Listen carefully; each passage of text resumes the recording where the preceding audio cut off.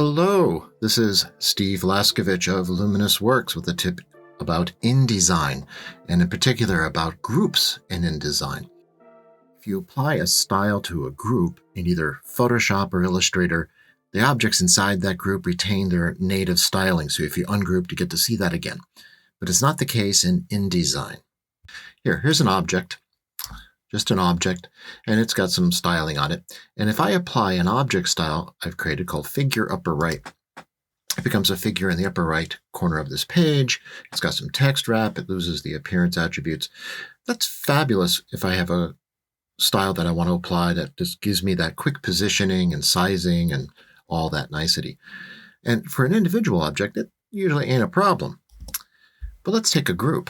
If I select this bunch of objects, not yet grouped, and then I group them with Command-G on my Mac or Control-G on Windows, no surprise.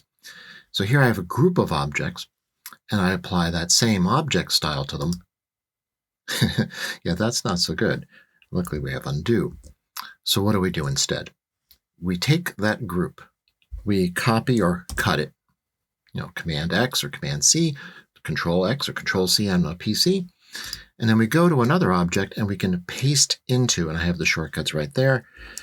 We can paste into, and then I will follow that up with fit frame to content.